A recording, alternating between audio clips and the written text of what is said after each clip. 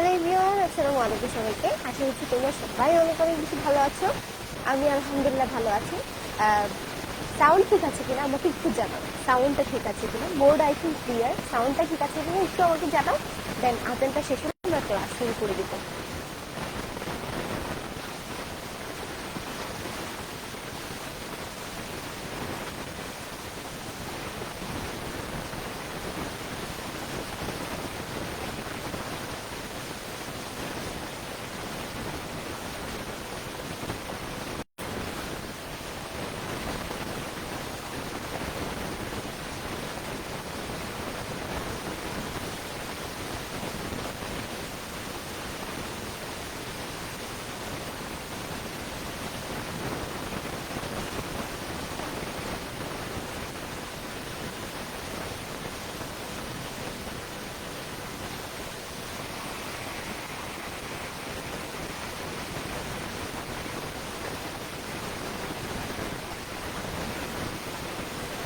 Sound problem হচ্ছে না?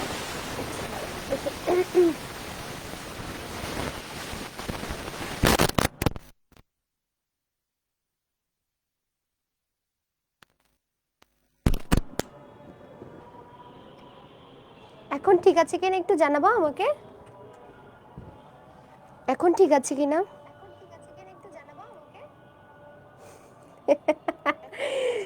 সানজুদুল বলতেছে ভ্যার ভ্যার করে।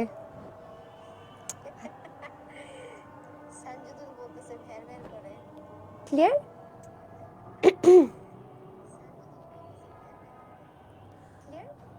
ওকে ওকে ওকে ওকে, ক্লিয়ার ক্লিয়ার ক্লিয়ার। তাহলে চলো আমরা শুরু করি। গত ক্লাসে যেটা হয়েছিল, আমাদের মাইক হচ্ছে চার্জ শেষ হয়ে গেছিলো। আসলে এখানে আমি ক্লাস নেই, তো চার্জ দিয়ে দিতে হবে এই মাইকটাতে, আমার একদমই মনে ছিল না। সো এটার কারণে হচ্ছে তোমাদের আমি বুঝতে পেরেছিলাম যে ক্লাসে শেষে হয়তো একটু করে চলে যেতে পারে, বাট সেটা যে মাঝখানে চলে যাবে এটা বুঝতে পারিনি। তো এই জন্য হচ্ছে আমরা চাওয়া সত্ত্বেও এমসিকিউ সলভ করাইতে পারি নাই আমি তোমাদেরকে। তো আজকে আমরা এমসিকিউ সলভ করব, আর যেই পার্টটুকু থেকে আর শোনা যাচ্ছিল না সেই পার্টটুকু থেকে শেষ করব। তাহলে আমরা একটু ছোট্ট করে এখানে লিখে দিই যে পার্ট 2, না হয় বাচ্চারা যারা রেকর্ড করবে তারা হচ্ছে আবার একটু কনফিউজড হয়ে যাবে যে এটা কি পার্ট 1 নাকি পার্ট 2। ঠিক আছে, ওকে। চলো, গত ক্লাসে আমরা কতটুকু পর্যন্ত আসছিলাম? এই পর্যন্ত থাকার পর আমাদের কথা আর শোনা যাচ্ছিল না। এই পর্যন্ত থাকার পর আমাদের কথা আর শোনা যাচ্ছিল না, তাই তো?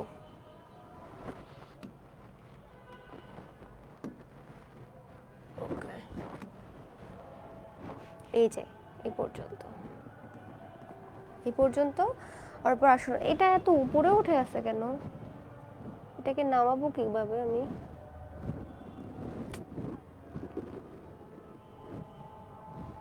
আচ্ছা,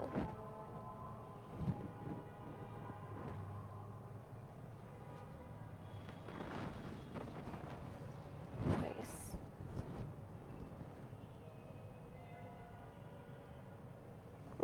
দেখো তো সবকিছু ঠিকঠাক আছে কিনা। রবীন্দ্রনাথকে কেন তপোবন প্রেমিক বলা হয় এটা নিয়ে কিন্তু দেখবা তোমাদের শব্দার্থের অংশেই সুন্দর করে বলে দেওয়া আছে যে রবীন্দ্রনাথ ঠাকুরও কিন্তু প্রকৃতি প্রেমী ছিলেন একজন, ঠিক আছে? তিনিও প্রকৃতিকে ভালোবাসতেন এবং তিনি প্রকৃতি নিয়ে লেখালেখি করেছেন। তিনি গাছপালা, তরুলতা এই ব্যাপারগুলো নিয়েও কিন্তু তিনি কবিতা রচনা করেছেন। আমাদের আশেপাশের পরিবেশ নিয়ে কিন্তু তিনি লেখালেখি করেছেন। এই জন্য তাকে প্রকৃতি প্রেমী বলা হয়ে থাকে, অর্থাৎ তপোবন প্রেমিক বলা হয়ে থাকে। ওকে, সার্থকতার প্রতীক বলতে নিজের ঘরের কাছে সার্থকতার প্রতীক বলতে, আচ্ছা গাছপালা কিন্তু দেখবা আমরা যখন আমাদের ঘর থেকেই বের হই, আমরা যখন ঘর থেকে বের হয়ে পা দিব তখনই কিন্তু আমাদের চোখের সামনে আমরা অনেক গাছপালা দেখতে পাই, তাই না? কিন্তু আমরা ঘর থেকে বের হওয়ার সাথে সাথে কি নদী দেখতে পাই? একদমই কিন্তু দেখতে পাই না।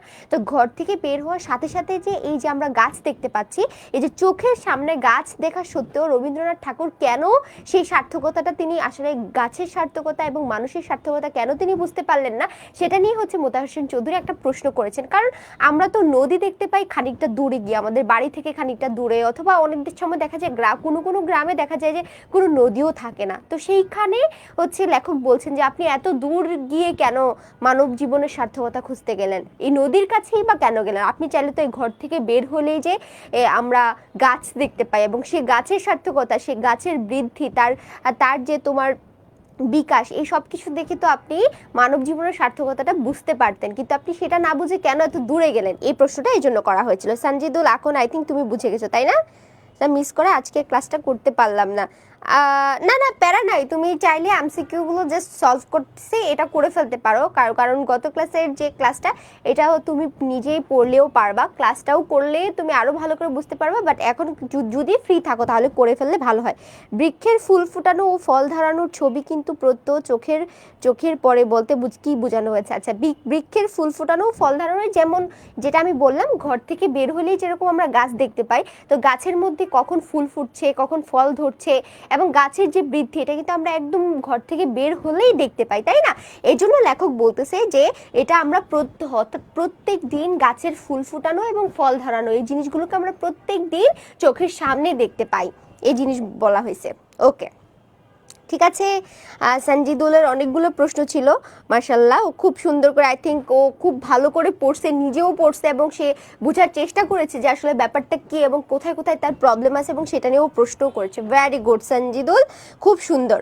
আচ্ছা, তারপরে আমরা চলো আমাদের এই পার্টটুকুতে চলে যাই। আমরা গত ক্লাসে দেখেছিলাম, আমি ছোট্ট করে একটু সামারি করে, আসলে মানব জীবনের সাথে যে বৃক্ষের বৃদ্ধির একটা এবং বৃক্ষের জীবনের একটা তাৎপর্য আছে, সেটা নিয়ে আসলে মোতাহার হোসেন চৌধুরী এই গল্পটাতে তিনি আলোচনা করেছেন, এবং তিনি বলতে চেয়েছেন যে বৃক্ষের বৃদ্ধি, তার বিকাশ, এবং এই যে তার অন্যকে সাহায্য করে অন্যের সার্থকতার জন্য যে নিজেকে বিলিয়ে দেওয়ার মধ্যেই আসলে তার জীবনের সার্থকতাটা লুকিয়ে থাকে। ঠিক তেমনই মানব জীবনের লক্ষ্যটাও এমন হওয়া উচিত যাতে আমরা বৃক্ষের মতো আমরা কি করতে পারি, মানব সেবায় করতে নিয়োজিত হতে পারি, এবং ওপরের জন্য নিজেদের জীবনটাকে আমরা উৎসর্গ করতে পারি, এবং তাতেই মানব জীবনের সার্থকতা। এই দুইটা জিনিস নিয়ে তিনি এই গল্পটাতে আলোচনা করেছেন। মাঝে একটু করে হালকা করে রবীন্দ্রনাথ ঠাকুরের সাথে একটু তিনি খোঁচা মেরে কথাটা বলেছেন যে সে কেন এত দূরে গিয়ে নদীর মধ্যেই কেন সে মানব জীবনের সার্থকতা খুঁজতে চাইলো। কারণ আমরা জানি সোনার তরী কবিতার মধ্যে কিন্তু রবীন্দ্রনাথ ঠাকুর বলেছিলেন যে মানব জীবনের উত্থান পতনের সাথে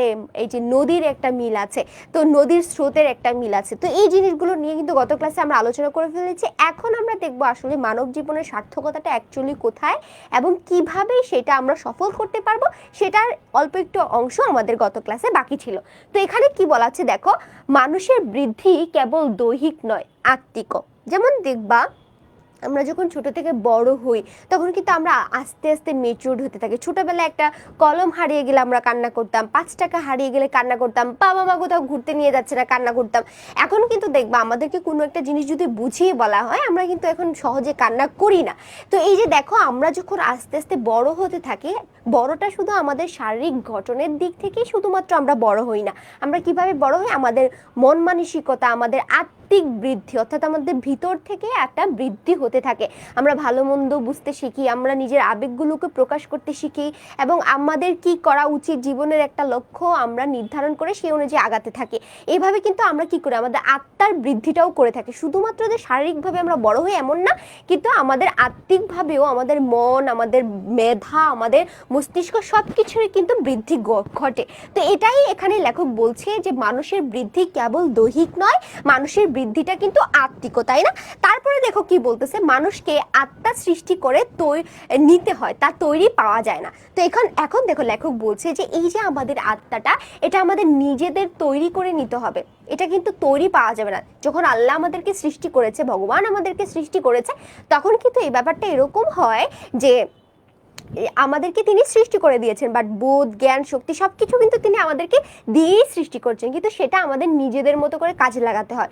আর সবকিছু যদি উপর থেকে সেটই করা থাকতো, আল্লাহ যদি সবাইকে সবার মাইন্ড যদি সেট আপ করে দিত, তাহলে কেউ কখনো চোর হইতো না, ডাকাত হইতো না, ঘোষখোর হইতো না, কোনো খারাপ কাজ করতো না, কারণ আল্লাহ সবাইকে ভালো মস্তিষ্ক দিয়ে দিতেন, তাই না? কিন্তু আল্লাহ সবাইকে সেম মস্তিষ্ক দিয়েছেন, কিন্তু সেটাকে কাজে লাগানোর ক্ষমতাটা আমাদের উপর ছেড়ে দিয়েছেন, যে তুমি তোমার বুদ্ধি দিয়ে ভালো মন্দ খারাপ কোনটা কোনটা তোমার করা যাবে না, কোনটা তোমাকে করতে হবে, এই ব্যাপারগুলোকে নির্ধারণ করার জন্য তিনি আমাদেরকে বোধ শক্তি দিয়ে দিয়েছেন। তো এটা কিন্তু সৃষ্টিকর্তা প্রদত্ত রেডিমেড পাওয়া যায় না, তাই না? এটা আমাদের নিজের মতো করে আমাদের নিজের গড়তে হয়। দেখবা তোমার একটা বন্ধু যার লাইফের কোনো গোল নাই, এই সারাদিন আসতেছে, খাচ্ছে দাচ্ছে, আইফোন নিয়ে চলাফেরা করছে, এই বয়সে ভীষণ পরিমাণে একটু পশ। আবার তোমার কোনো বন্ধু দেখবা যে সে একটু গরিব হইতে পারে, কিন্তু পড়ালেখার প্রতি ওর অনেক বেশি আগ্রহ, ও বড় হয়ে ভালো কিছু হতে চায়। তো দেখবা যে দুইটা মানুষের পরিবেশ কিন্তু একদমই আলাদা, তাই না? তো লেখক এখানে বলছে যে আমাদের আসলে কিভাবে চলতে হবে, আমাদের কিভাবে কাজ করতে হবে এবং আমাদের সামনে কিভাবে এগিয়ে যেতে হবে, সেটা কিন্তু উপর থেকে সেট করা থাকে না, সেটা আমাদেরকে নিজেদের মতো করে বানিয়ে নিতে হয়, ঠিক আছে? তারপরে দেখো, সুখ দুঃখ বেদনা উপলব্ধির ফলে অন্তরের যে পরিপক্কতা, তাই তো আত্মা। এখন এই জিনিসটা তোমাদেরকে আমি একটা উদাহরণ দিয়ে বুঝাই, তাই না? এই যে দেখবা যে ঐশী নামে একটা মেয়ে ছিল না, তোমরা কি এই ঘটনাটা শুনছো? ওর বাবা মা দুজনকে খুন করে ফেলছিল, শুধু ওর ভাই বেঁচে ছিল। মেয়েটার কিন্তু এখনো ফাঁসি হয় নাই, ওর ফাঁসি মনে হয় কার্যকর হয়েছিল, আমি এরকম শুনেছিলাম, যেহেতু ওর 18 বছর হয় নাই। ও হচ্ছে ওর বাবা মা দুজনকে কিন্তু হত্যা করে ফেলছে। তো আমি জানি না এটা জানো কিনা তোমরা। এবং আজকে আমি একটা নিউজ দেখলাম একটু আগে, একটা ছেলে মানে রাগ করে তার মাকে খুন করে ফেলছে, মানে ওর অনেক রাগ হয়েছে, ওর মাকে মেরে ফেলছে। কেন মারছে? কারণ হচ্ছে ওর মা ওর বন্ধুদের সাথে ঘুরতে যাইতে দেয় না, ওর এই যেমন তেমন ছেলেদের সাথে ওকে চলতে দেয় না, ওকে ওর মতো করে কোথাও যাইতে দেয় না, এই জন্য ও রাগ করে ওর মাকে বটি দিয়ে কোপায় না, এরকম একটা নিউজ একটু আগেই আমি কেবল ফেসবুকে একটু ঢুকেছিলাম, সেখানে এই নিউজটা দেখলাম। তো দেখো ব্যাপারটা আমি কেন তোমাদেরকে বলতেছি, যে যখন একটা ফ্যামিলি থেকে একটা বাচ্চা, হ্যাঁ, ও যা চাচ্ছে তাই পেয়ে যাচ্ছে, ওকে এখন যেটা বলতেছে সেটাই পেয়ে যাচ্ছে, মানে মা আমি এটা লাগবে দিয়ে দিচ্ছে, ওটা লাগবে দিয়ে দিচ্ছে, ও কি ওর লাইফটা কখনো উপলব্ধি করতে পারবে? পারবে না কিন্তু, কারণ ওর বাবা মা দেখা যায় যে ওর লাইফটাকে এমন রেডিমেড বানিয়ে দিবে, ওর আসলে বোধ জ্ঞানটা থাকবে না, যে ভালো কোনটা খারাপ কোনটা, মা বাবার প্রতি তার দায়িত্ব কি, এই জিনিসগুলো কিন্তু ও বুঝবে না। ও সব সময় চাইবে যে আমি যা চাইবো আমি তাই পাবো, এটাই হচ্ছে আমার অধিকার। তো দেখা যায় যে এই সকল সন্তানরা কি হয়, যখন মা বাবা একটু অসুস্থ হয়ে যায়, বৃদ্ধ হয়ে যায়, তাদের প্রতি যে একটা টান আছে এটা আর অনুভব করতে পারে না। তো এই দিক থেকে এজন্য আসলে আমি জানি না তোমরা এটা শুনছো কিনা, এটা কিন্তু বলে থাকে যে বাচ্চাদেরকে আসলে ওরা যা চায় সেটা দিতে হয় না, অনেক সময় একটু সংযত রাখতে হয়। একটার বেশি দুটা জিনিস তাদেরকে দিলে এটা তাদের মধ্যে কি হয়ে যায়, যে আমি যা চাইবো আমি তাই পাবো। দেখবো ওরা না পাইলে কিন্তু মাটিতে গড়াগড়ি করে কান্নাকাটি করে, বাট একটু পরে ওরা ঠিক হয়ে যায়। তো ওরা যখন এই কষ্ট, হাসি, কান্না, দুঃখ, এই ব্যাপারগুলো নিয়ে বড় হইতে থাকবে, তখন কিন্তু ওর মধ্যে একটা পরিপক্কতা আসবে, যে হ্যাঁ লাইফ মানে এই লাইফে সুখও থাকবে দুঃখও থাকবে, তার মধ্য থেকে আমাকে বেঁচে থাকতে হবে। তো লেখক দেখো এখানে কি বলতেছে, সুখ দুঃখ বেদনা উপলব্ধির ফলে অন্তরের যে পরিপক্কতা, তাই হচ্ছে আত্মা। এই জন্য তোমাদেরকে আমি ঐশীর গল্পটা, এটা তোমাদেরকে এই জন্য আমি শোনাতে চাইলাম, যে ঐশীর বাবা মা ওকে এমন ভাবে বড় করেছে, মানে ও লাইফে কখনো মানে ও যখন যা চাইছে তাই পাইছে। ওর বাবা মা ওকে 20-30 হাজার টাকা, সেই সময়কার যে যখন তারা ছিল আর কি, সেই সময় একটা মেয়ের হাত খরচ 20-30 হাজার টাকা দেওয়া, মানে আমি এখনো আমার নিজের, আমি ইনকাম করি বাট আমার নিজের খরচও কিন্তু মাসে প্রায় 20-30 হাজার টাকা হয় না। আমি মোটামুটি 10-এর মধ্যেই আমি কাভার করার চেষ্টা করি, যেহেতু আমার যাতায়াত খরচটা একটু বেশি হয়। তো সেই দিক থেকে তুমি দেখবা যে ওর তখনকার সময় ও মা বাবার কাছে থাকতো, ওর হাত খরচ থাকতো, বন্ধুদের সাথে আড্ডা দিত, পার্টি করতো, এগুলো করতো। তো ওর লাইফের গোলটা কিভাবে বুঝবে, ওর লাইফে যে সুখ দুঃখ হাসি কান্না সবকিছু থাকতে পারে, এটাকে ও কখনো ভাবতে পারবে? কখনো কিন্তু ভাবতে পারবে না। যার কারণে ওর মা বাবার প্রতি ওর কোনো ইমোশনই কাজ করে নাই। মানে একটা মেয়ে তার জন্মদাতা পিতামাতাকে খুন করে ফেলছে, জবাই করে ফেলছে, মারা ফেলছে, মানে ওর ভিতরে কোনো ইমোশন কাজ করে নাই। যেহেতু ও, এরপরেও বলা হয় যে ও ড্রাগ এডিক্টেড ছিল, এটাও একটা কারণ হইতে পারে। বাট যতই এডিক্টেড হোক ভাই, আমার তো মনে হয় আমার বাবা একটু হসপিটালে ভর্তি হলে আমার নিঃশ্বাস বন্ধ হয়ে যায়, আমার এরকম অনুভব হয় যে এদের যদি কিছু হয়ে যায় আমি হয়তো বাঁচতে পারবো না, কারণ এরা আমার অক্সিজেন। যে এরা বেঁচে আছে দেখে আমি বাঁচার জন্য একটা কি পাই, নিজের মধ্যে একটা মানে শক্তি পাই যে বাবা মার জন্য কিছু করতে হবে, বাবা মার মুখ উজ্জ্বল করতে হবে। কিন্তু এই মেয়ে কি করলো, ওর বাবা মাকেই খুন করে ফেললো, তাই না? তো এটা কি কিসের কারণে? কারণ বাচ্চারা যখন যা চায় তাই পাইতে থাকে, তখন এদের ভিতরে আসলে মা বাবার প্রতি ভালোবাসা, এই যে প্রতিবেশীদের প্রতি যে ভালোবাসাটা এবং বন্ধু বান্ধবদের প্রতি তাদের যে মহব্বত, এগুলো ওরা আর বুঝতে পারে না, তখন ওদের ভিতরে কোনো ইমোশন কাজ করে না। তো এটার জন্য এখানে বলছে যে জীবনে আসলে সুখ দুঃখ হাসি কান্না সবকিছু থাকবে, যখন থাকবে তখনই কিন্তু তুমি একটা ম্যাচিউরড পার্সন হিসেবে তুমি গড়ে উঠবা। এই জন্য তুমি কখনো এটা বলবা না যে আমার লাইফে কেন এত দুঃখ আসতেছে, আমি কেন এত স্ট্রেসের মধ্যে দিয়ে যাচ্ছি। এটার মধ্য দিয়ে কিন্তু তুমি আস্তে আস্তে শিখবা এবং এইভাবেই কিন্তু তুমি মজবুত হবা। পরবর্তীতে যখন তুমি বড় হবা, তোমার সংসার হবে, তখন কি হবে, তখন তুমি সবকিছু হ্যান্ডেল করতে পারবা। কারণ তোমার কাছে মনে হবে আরে এর থেকে আরো কত কষ্ট পেয়ে আসছি, এখন এই কষ্টগুলো আমার কোনো গায়েই লাগতেছে না। তো এই জীবনে কিন্তু দুঃখ কষ্ট হাসি বেদনা সবকিছুর দরকার আছে, তবেই তোমার লাইফে একটা পরিপক্কতা আসবে। এই আত্মারূপ ফল স্রষ্টার উপভোগ্য। লেখক বলছে যে এই যে যারা দুঃখ কষ্ট হাসি কান্না সব মিলিয়ে বেঁচে থাকে, তারপরেও এত কষ্ট পাওয়ার পরও তারা সুইসাইড করে না, তারা খারাপ কাজে লিপ্ত হয় না, তারা দিনের পথে থাকে, ভালোর পথে থাকে, সত্যের পথে থাকে, তাদেরকে আসলে সৃষ্টিকর্তা সবচেয়ে বেশি পরিমাণে ভালোবাসে। এই যারা এই সুন্দর আত্মাটা বানাইতে পারে নিজেদের মধ্যে, তাদেরকেই কিন্তু স্রষ্টা সবচেয়ে বেশি ভালোবাসে। তাই মহাকবির মুখে শুনতে পাওয়া যায় রিপনেস ইজ অল, অর্থাৎ পরিপক্কতাই সব। যখন তুমি পরিপক্ক মানুষে পরিণত হবা, এজন্য কবিরা বলে থাকেন, মহাকবিরা বলে থাকেন, কি বলে থাকেন যে রিপনেস ইজ অল, অর্থাৎ তোমার পরিপক্কতাই হচ্ছে তোমার সবকিছু। তারপরে দেখো এখানে কি বলছে, আত্মাকে মধুর ও পুষ্ট করে গড়ে তুলতে হবে। কি করতে হবে? আমাদের যে আত্মাটা আছে এটাকে সুন্দর মধুর এবং পুষ্ট, মানে একটা সুন্দর সুস্থ একটা আত্মায় আমাদেরকে সেটাকে পরিণত করতে হবে। এখানে কোনো ধরনের নোংরামিকে কাজে মানে জায়গা দেওয়া যাবে না, এখানে কোনো ধরনের হিংসা, কোনো ধরনের বিদ্বেষ, কোনো অহংকার, কোনো মানে কোনো খারাপ কিছুকে তোমার আত্মার মধ্যে কখনো জায়গা দেওয়া যাবে না, নইলে তার স্রষ্টার উপভোগের উপযুক্ত হবে না। এটা সবসময় মনে রাখবা।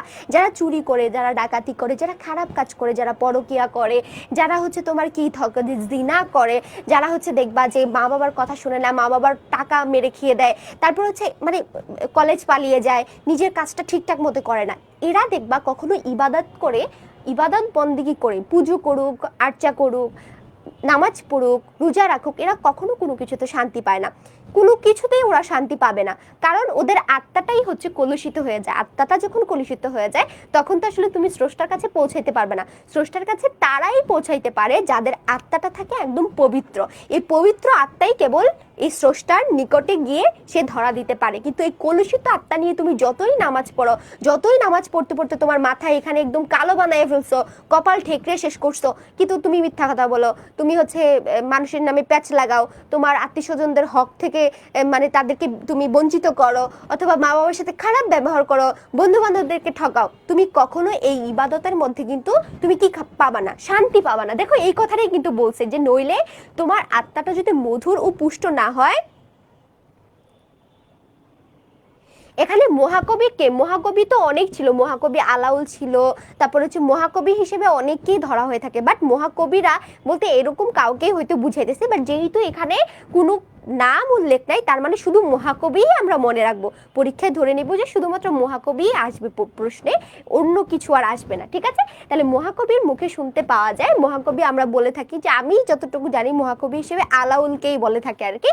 এই মহাকবি বলেছেন রিপনেস ইজ অল, অর্থাৎ পরিপক্কতাই সব। তাই আত্মাকে আমাদের কি করতে হবে? আত্মাকে করতে হবে মধুর ও পুষ্ট, নইলে তার স্রষ্টার উপভোগের উপযুক্ত হবে না। বিচিত্র অভিজ্ঞতা, প্রচুর প্রেম ও গভীর অনুভূতির দ্বারা আত্মার পরিপুষ্টি ও মাধুর্য সম্পাদন সম্ভব হয়। কি হয় বলতো? বিচিত্র প্রেম, বিচিত্র অভিজ্ঞতা। যখন তুমি তোমার লাইফে অনেক ধরনের চড়াই উতরাই পার করবা, এখন কি বোঝা যাচ্ছে? নেটের প্রবলেম হওয়ার তো কথা না, এখানে তো ফুল স্পিডে ওয়াইফাই চলতেছে। আই থিঙ্ক সঞ্জিদু তোমার নেটের প্রবলেম হইতে পারে, বাট এখানে নেটের প্রবলেম হলে আমার কাছে নোটিফিকেশন আসবে যে নেট কানেকশন ইজ লো অথবা কিছু একটা, ঠিক আছে? আচ্ছা দেখো, বিচিত্র অভিজ্ঞতা অর্থাৎ অনেক ধরনের চড়াই উতরাই পার করে যখন তুমি আসবা, তখন দেখবা যে এক এক জায়গা থেকে তুমি এক একটা অভিজ্ঞতা অর্জন করবা। তারপরে প্রচুর প্রেম, জীবনে ভালোবাসা, কিন্তু প্রেম বলতে কিন্তু তুমি এখানে তোমার ওই 16-17 বছরের প্রেমিকার কথা যদি মনে করো সেটার কথা কিন্তু বলছে না। এখানে প্রেম বলতে কি বোঝাচ্ছে? প্রেম বলতে এখানে পরিবারের ভালোবাসা বোঝাচ্ছে, তোমার শিক্ষক শিক্ষিকার ভালোবাসা বোঝাচ্ছে, প্রতিবেশীদের ভালোবাসা, বন্ধু বান্ধবদের ভালোবাসা, কাছের আত্মীয় স্বজনদের ভালোবাসা, এই জিনিসটাকে প্রেম বোঝাচ্ছে। অর্থাৎ আশেপাশের মানুষদের কাছ থেকে তুমি যে ভালো জিনিসটা পাবা এটাই কিন্তু এখানে প্রেম।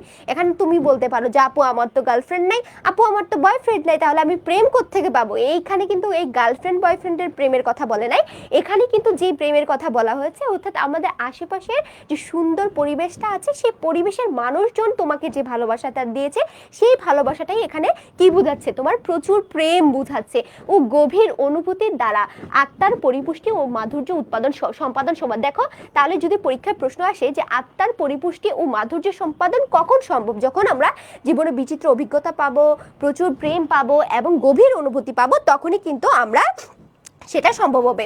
তাই তাদের সাধনাই মানুষের শিক্ষার প্রধান বিষয়বস্তু। তাহলে এই কয়টা তাদের সাধনা বলতে কি? অর্থাৎ অভিজ্ঞতা অর্জন করা, প্রচুর প্রেমের মধ্যে থাকা, গভীর অনুভূতি, এই জিনিসগুলোর মাধ্যমেই কিন্তু আমরা কি পাবো? আমাদের মানুষের শিক্ষার মানে তুমি যে শিখবা এই জিনিসগুলো শেখার স্থানগুলো কি কি? অভিজ্ঞতা অর্জন করা, সবার কাছ থেকে ভালোবাসা গ্রহণ করা, তারপরে হচ্ছে কি? তারপরে হচ্ছে গভীর অনুভূতি যখন তোমার মধ্যে আসবে, এই জিনিসগুলোই হচ্ছে তোমার শিক্ষার বিষয়বস্তু। বস্তু জিজ্ঞাসা তথা বিজ্ঞান কখনো শিক্ষার প্রধান বিষয়বস্তু হতে পারে না। বস্তু জিজ্ঞাসা অর্থাৎ আমরা অনেকেই মনে করি যে আমাদের আশেপাশে যা কিছু আছে এই সব কিছুর মধ্যে কিন্তু বিজ্ঞান আছে, তো বিজ্ঞান একটা জিজ্ঞাসিত জিনিস। তো এই জিজ্ঞাসিত জিনিসটাকে আমরা সবসময় অনেক হাই লেভেলে দেখি। যারা সায়েন্সে পড়ে না, আমরা অনেক সময় মনে করি যে যারা সায়েন্সে পড়ে না তারা হয়তো